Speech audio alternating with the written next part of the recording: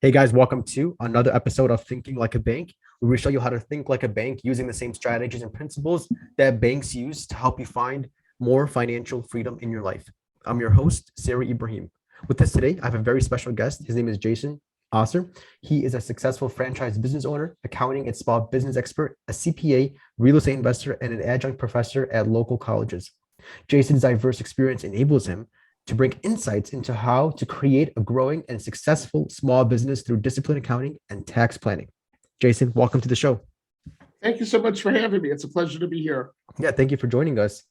Before we talk about accounting and taxes, can you tell us a little bit more about your background and how you got into this world of accounting? Absolutely. Absolutely. Mhm. I started my CPA practice back in 2010, and my focus really is working with and helping small business owners. And several years ago in 2018, there was a major tax law change. And as the taxes got a little more complicated, it also added more incentives and things for small business owners to look at. And because of that, I realized that while most of my business owners excelled at whatever their business was, a lot of the taxes and accounting was something that became a little overburdensome and confusing at times. So I actually created a crash course called Financial Planning Systems. And it's an advisory course to help small business owners really make better financial decisions. It helps them hopefully reduce taxes, limit liability, and just set them on the right path for what their future goals are, being college for the kids or retirement or other aspects as well. So I recently launched this as a web-based product where I broke it down into a lot of short videos and into about 11 different chapters to go over various topics that will really help small business owners get a firm grasp. And if anyone would like to take a peek at a free sample or two of how to save some money, they can check out my website at osserfsp.com, OSSERFSP.com. And what are some examples of things that small business owners can do to plan Well, better? sure. One of the real crucial ones is really understanding entity selection and Yes. how different types of entities are going to help support your business. And I go through in depth in the course as you're making different amounts of money, as your revenue changes.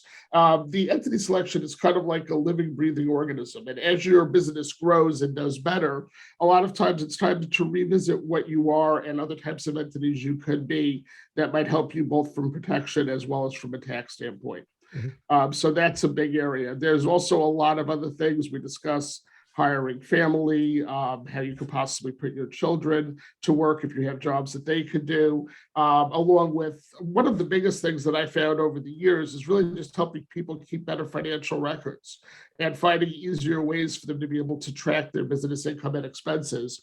Because a lot of times people get so busy, they don't always hold on to those receipts or keep the Mhm. information that they need to support their business deductions. So we go through a lot of things such as that as well to really help small business owners better take control of their business.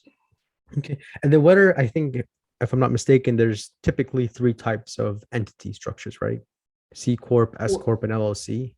Is that right? Oh, well, and there's also those are some of the most popular, Yeah. along with sole proprietors. Yeah. There are actually quite a few other structures out there, but because those are the four most common types, those are the types that I talk about and focus about a lot of the course. Correct. Okay. And then do you mind like differentiating them? So what's the difference between them, like S Corp, C Corp? I know, Sure. yeah. Huh?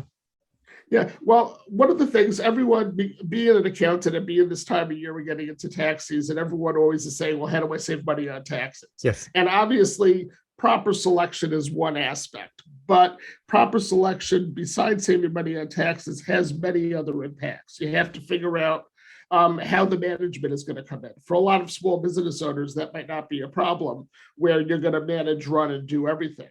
But if you're building the next Fortune 500 company, very likely you're going to have a board of directors, a management team, and all these other things. So that Mhm. comes into consideration. How are you going to fund the company?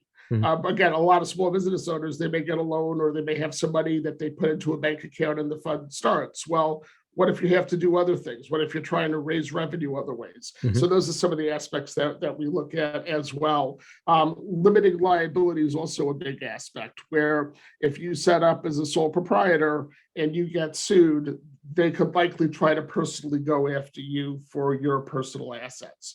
Okay. Where by electing, let's say, maybe an LLC or a C corporation, generally, if you follow the rules, you have some liability protection. So they would go after the business if there was a problem, as opposed to going after you. And yeah, and then of course taxes. There's a lot of reasons that taxes could be different depending on the type of business entity that you choose, and there's several different taxes that actually affect that. Back in 2018, they came up with this a new tax deduction called a qualified business income deduction, or a 199A is the section of the tax law. And that's a deduction to really help stimulate small businesses by allowing them to pay as much as 20% less tax than their income really is from the business. And as businesses begin to make more and more money, it's possible that some of these deductions may get phased out. And it's also possible that by either hiring people or picking other entity selections or adding to payroll, it's possible, depending on the type of business you're in, that you may be able to get some of these deductions once again to decrease your taxes. So we actually go through that quite a bit. This is the first time in the history, definitely of this country, possibly even the world, where our tax system is set up where we're taxing people not on what they're making necessarily, but on the type of industry or the type of job that they're doing. So if I have, three different people and one person owns an ice cream shop and one's an engineer or one's a medical doctor, even if they all make the exact same money, it's very possible they may pay different taxes, particularly as they become higher income, because there's different limitations depending on the type of industry you're in. So we actually spent a lot of time exploring that, understanding what type of industry are you in, and then what things could you do to possibly still get this deduction if your income starts raising above certain thresholds. Got it. Makes sense. Yeah, because as you were saying, because like the math part came into my mind and said, like, if it's, for example, 20%, that's a tax liability, what difference does it make the industry type? But it's about the deductions and the credits probably. That's where the math changes. Correct. And then there's also other taxes. Social security tax is a big tax, and that gets affected possibly by different types of entity selection. And then there's some smaller taxes, Affordable Care Act tax and other small things like that also can have an impact. So there's actually a very big tax section in the course where we created a couple things. We created a calculator inside of this advisory course where people could go and they could plug their own information in. So they could say, I'm starting maybe as a sole proprietor, but I'm thinking of making a LLC S Corp election. And they could enter different data to understand that if these things change, this would be the tax effect of those changes. So people could make, really informed decisions tax-wise if it makes sense to switch possibly the type of entity that they've elected. Got it. Okay. So what's the difference between like a pass-through entity and I guess what would be the opposite of a pass-through? Well, most of the small businesses that I work with tend to be pass-through entities, and a pass-through means that the taxability of the income of the business is going to flow through to the individual owner as opposed to the business itself. The only one of the entities that we discussed where the entity actually pays tax is a C corporation. So if you happen to be a C corporation, the C corporation will pay its own tax bill. Where any of the other entities, if you're a sole proprietor, LLC, or make an S Corp election, that income for the business is going to flow to your personal tax return. So the business isn't taxed, but you are personally taxed on the income that the business generates. And then what if it's like two owners? Same thing. Both those owners would be taxed to their personal income. Right. So it depends how it's set up, but generally two owners a lot of times will file as a partnership return frequently. And when you file a partnership return, what generally happens is the tax return spits out something called a K1. And a K1 goes to each of the owners, and it shows based on their ownership of the business what their share of the income is. So they would report that on their personal tax return and pay taxes on that. Oh, got it. Okay, that makes a lot of sense. Okay. I do work with some people that own I do accounting work for people who are franchisees. Once upon a time, before I started my CPA practice, that's probably what you read. Before I started my CPA practice, I had another life. I've always been an entrepreneur, Uh-huh. and I Okay. actually owned an embroidery company. And that embroidery company was a franchise that I purchased into. And I actually started that in 2004. And I built it up and I flipped it. And timing is a lot in life. And I happened to flip it in April of 2008. Oh And wow. the reason that's significant is that is right before the housing market bubble and stock market and all types of interesting things went on in the financial systems. So it was just dumb luck that I sold it literally just months before a lot of financial chaos happened. But I learned quite a bit from that experience. But that was a embroidery type company. We actually had machines in house, so we embroidered shirts, hats, promotional items, those types of things. Oh, very nice. And do you see like differences in taxes for tax preparing between a franchisee, a business that's a franchise and not a franchise? Like, are Well, there's Mhm.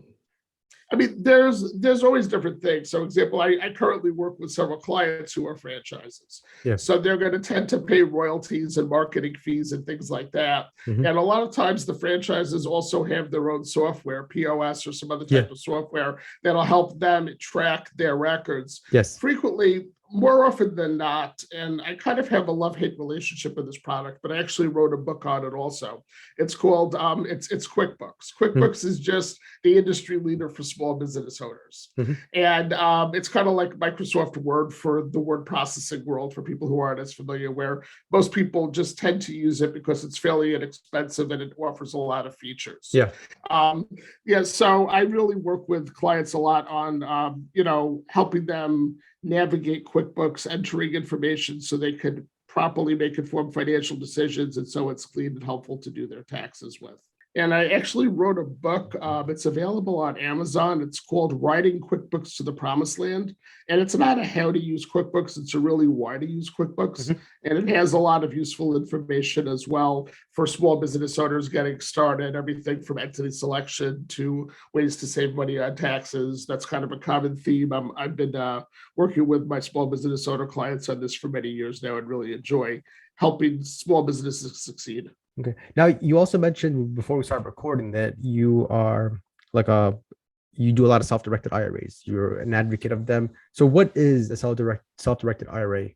Sure. So I have a lot of clients who, a lot of my business owners tend to be fairly successful. And we're always exploring what to do with the money once you make it to help get to where you want to go and to help minimize taxes. So I personally invest in real estate, and several of my clients also invest in real estate. As I got more and more involved in real estate, this goes back about 12 years now, I began doing more with something called self directed IRAs.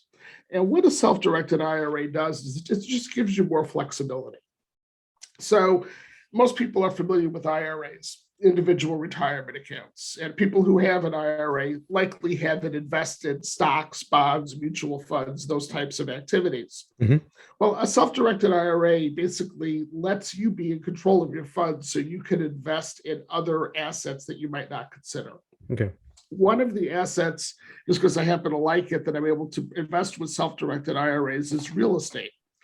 So I actually, and I work with clients on this as well. If you have money in your IRA and you can afford to buy a property, I actually have IRAs that own real estate.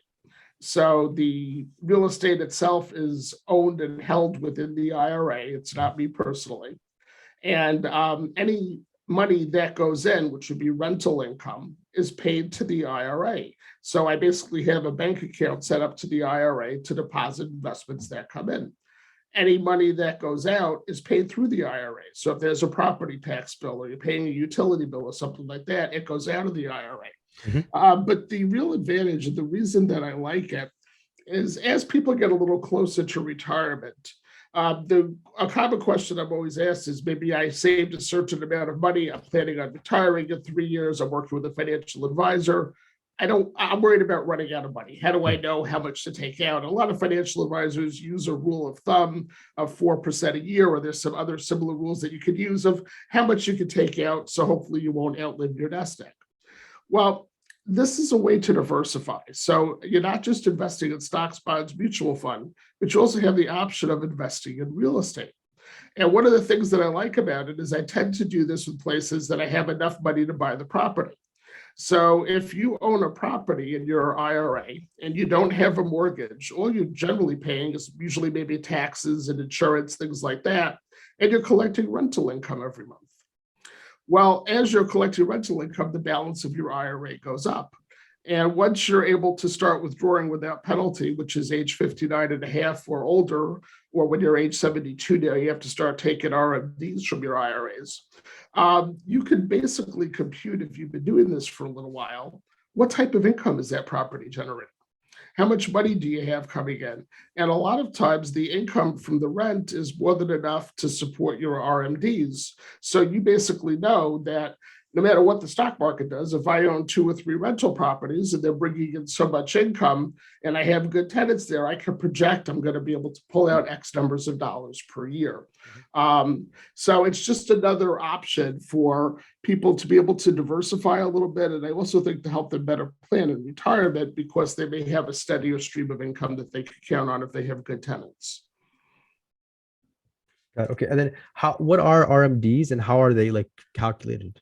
Sure. So an RMD is short for required minimum distribution. And the laws just recently changed on it, where once you reach age 72 for your IRA and generally your 401k account, there are some exceptions with the 401k, you normally have to start taking money out of those accounts once you reach that age. And the required minimum distribution, actuaries put together life tables. So they're going to anticipate what your life expectancy is based on your age and things like that. And they basically have tables where they'll say you have to take out this certain percentage of your retirement each year, starting the year you turn 72, or there's an exception, you can actually wait till the year after that. But basically, when you're around 72, 73, you're required to start taking money out of the retirement plans. And then when you take it out, it becomes taxable. So the government, of course, wants their tax money. Got it. Okay. Now I want to go back to real estate. So for example, let's say that I have, for example, I have an IRA that I built up over the years. There's like $200,000 in a regular IRA, but I want to get involved in real estate. So I self-direct the IRA now. So I move from like stocks, bonds, mutual funds to real estate. Now the IRA owns real estate. Is it like 100% of the IRA owns, let's just say one property is $200,000 and then the total account balance is $200,000. Would it be that 100% of the real IRA is real estate? Kind of. Okay. So let me break down how this would work. If you had 200,000 and you wanted to buy a $200,000 property, the first thing you have to do is work with someone who sets up self-directed IRAs. There's either a custodian who is a company that manages them for you, or there's something called a checkbook IRA, which is you're paying for a legal entity to be set up as a separate entity from you. They'll still be custodian, but you're more directly in control of that. Now, with either of these, you have to be very careful that you follow the rules of the IRA. And the rules of the IRA really are not that complicated, but you want to be careful that they're followed, or otherwise they could have severe penalties if you're not following the rules. So what the rules generally are is two of the big ones are, one is you can't use it for personal use. So people say, I want to buy a beach house and stay there for a week. Can I do this? No, you can't do that at all. This is just for a investment property, and the whole purpose is to generate income.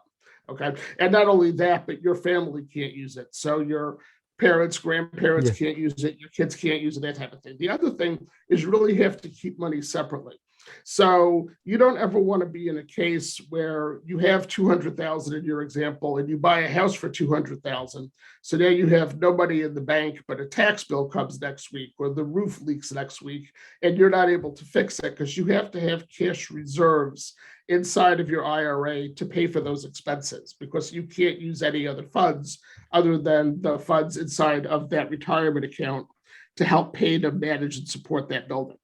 So because of that, you always want to have reserves. So for example, you said, what if I have 200,000, I want to buy a $200,000 building?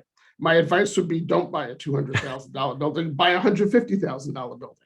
Or maybe if you have 300,000, maybe buy a $200,000 building. But my general rule of thumb is you want to have at least 10% of the cost of the building minimum as a reserve, and that's assuming you don't expect any unforeseen things. If you're buying a property and you know it needs a new roof and it needs to do this and it needs to do that, and that's going to cost an extra 50 or 80,000, be sure to add that in, and that'll sub so you have enough money to pay for whatever you need to maintain that property.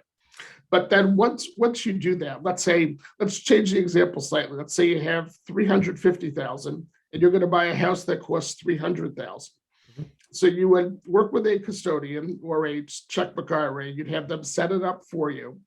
And then with that, you're normally setting up a bank account for those IRA funds to go in. So you would transfer them from your financial advisor, and they would essentially go in a bank account. You would close on it like you normally would, except at closing, you're not personally signing it. You're signing it as going under your IRA. Okay. And the IRA now owns this building or this rental property. And then every month, once you rent it out and you have a rental income check, it goes into your IRA bank account.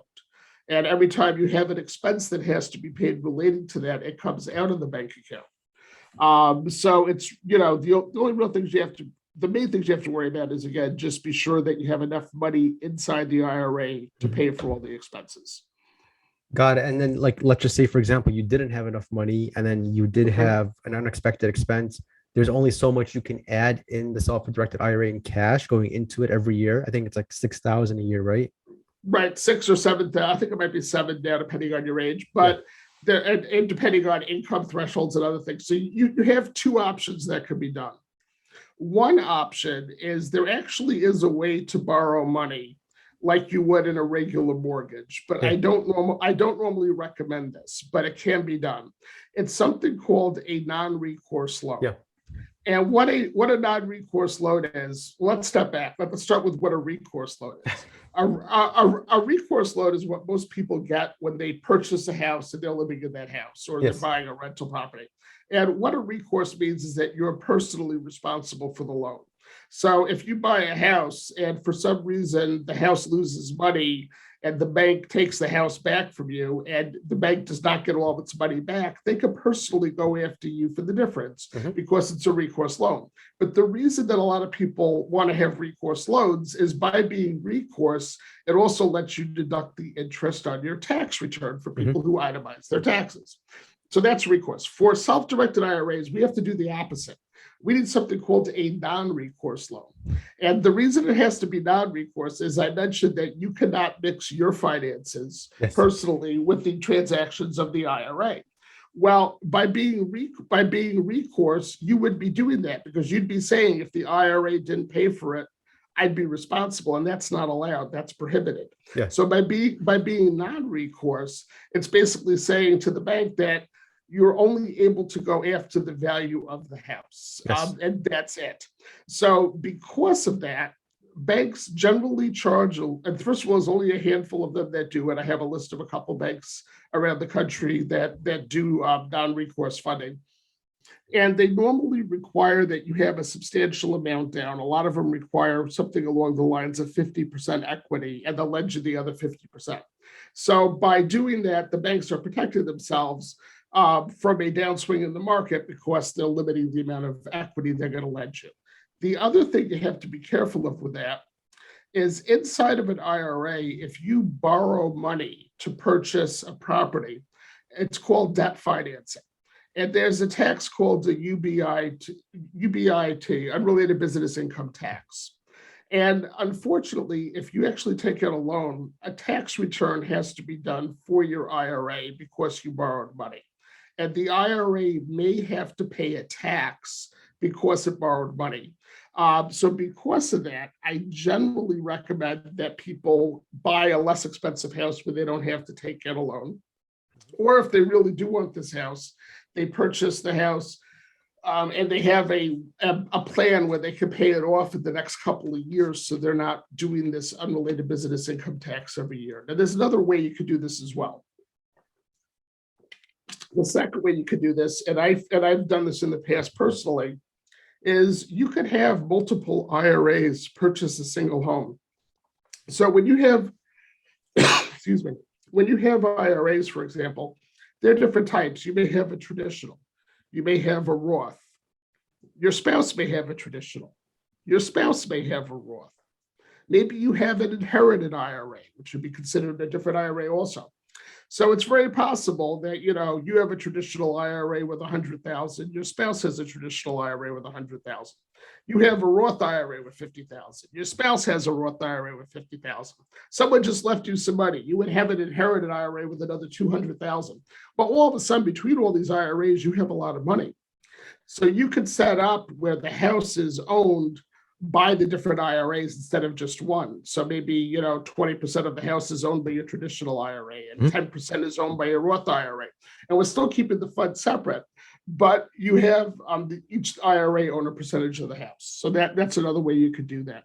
And it's also possible to add some personal funds in also if you're short and you have some personal cash to invest where, maybe you put in 5 or 10% of your own personal money to buy the house. And as we did the tax return then, each of these IRAs and you personally would get a K-1 from the partnership, and the only one that would report any tax, of course, would be you as an individual, because retirement accounts don't pay tax other than the unrelated business income tax that we just discussed for borrowing money.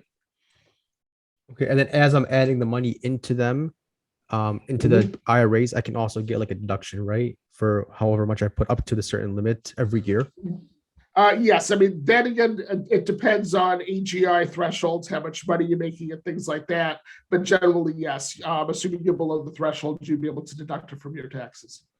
Got it, perfect. And then I could even deduct it even from itemized through W-2, right? So if I'm a W-2 employee and I'm contributing to an IRA, is that also true that you can lower your taxes as a W-2 employee? Yeah, and again, they have different AGI thresholds depending on if your employer offers retirement plans or not. But assuming you're below income thresholds, yes, you'd also be able to, even as a W-2 or as owning a business, either way, you'd be able to put money in a traditional IRA if your income was below the thresholds.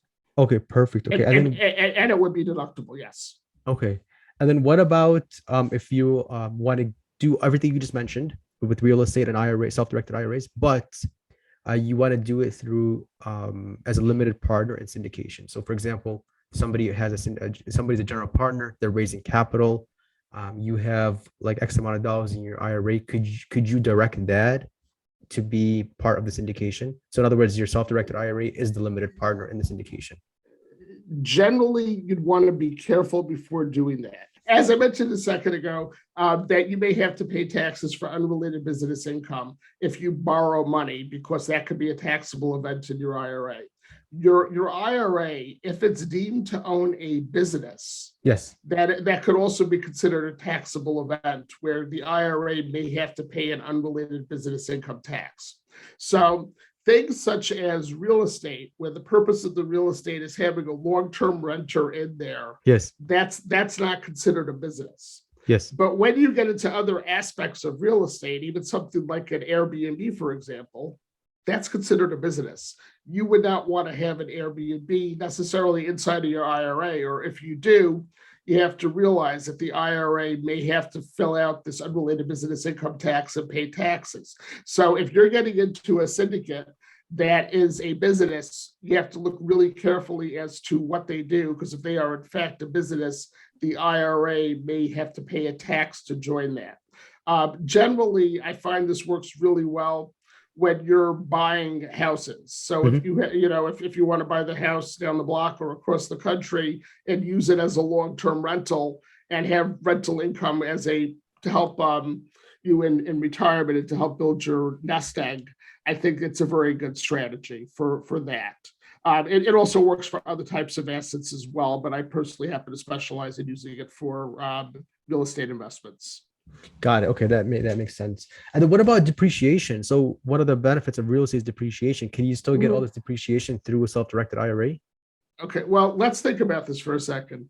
The reason depreciation is a benefit is because it helps you reduce your taxes, right? Yes. So when you own property as an individual, we're going to take your income and we're going to subtract all the expenses, and one of those expenses happens to be depreciation. Yes.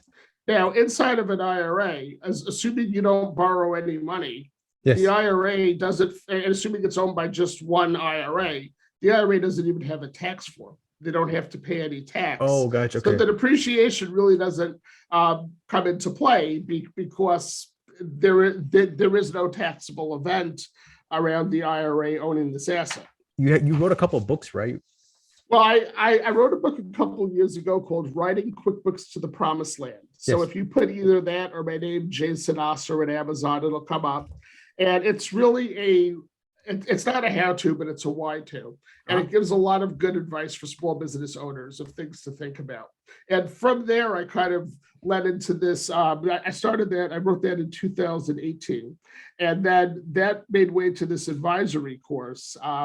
It's called Financial Planning Systems, where if anyone watching this wants a little more information or some ideas of how to save money in taxes, they could go to my website, Osser, OSSER, That stands for Financial Planning Systems. And I actually put 2 videos on there, which will give them immediately some good tax saving strategies as a small business owner. And then if they want to learn some more, they can sign up for a news blog that I put out, and I could send them regular information on things that are happening that may help them.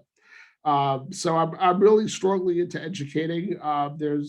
There's a lot of options, a lot of choices, even a lot of confusion. And I'm trying to help people better understand and to clarify what their options are so they can make the best decisions for their business. Absolutely. Yeah. I think that taxes and accounting are a really good way. Understanding those will most likely increase your survivability in entrepreneurship, because it has a lot to do with taxes and the flow of money going in and out of the business. So when you have a better understanding of that, you know more about how to control your money. One problem that entrepreneurs have, and I see this on the financial planning side, is they're not good with money. They know how to run businesses, they know how to sell, they know how to do things business wise, but when it comes to managing money, that's kind of where they struggle, and then ultimately the business struggles. Yep, right. So that's part of the reason. It's to help them figure out as they make money what to do with their money. Yes. And how is their money taxed? So one of the chapters in the financial planning systems, we look at, there's always a lot of news in the paper how the billionaires of the world don't pay their share of tax. Yes. And they'll list, Musk or whoever, and they'll give the percentage of his income that he paid. Everyone goes, what the heck? Well, my job is to really understand why. I mean, it's because the way the tax law is written. And as you understand how the tax law is written, you understand different options you have for investing your money.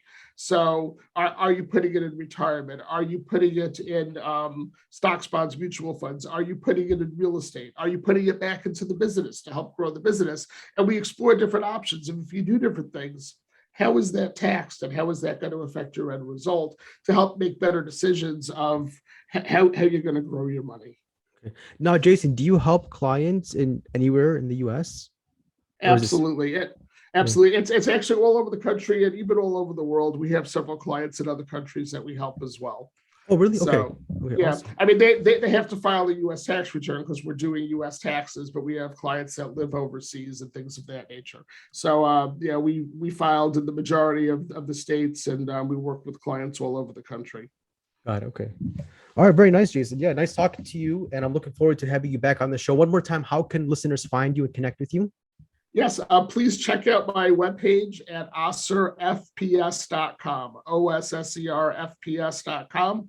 And from there, you could sign up for my newsletter to get some more information and get some free training videos. Sounds good. And I'll be sure to add everything in the show links below. Thank you, Jason, and looking forward to having you back on in the future. I appreciate it. Thank you. Have a great day. Appreciate being here. To learn more about what we do and how we can help you grow more wealth, please visit www.finassetprotection.com. That's FIN assetprotection.com. The topics presented in this podcast are for general information only and not for the purposes of providing legal, accounting, or investment advice. On such matters, please consult a professional who knows your specific situation.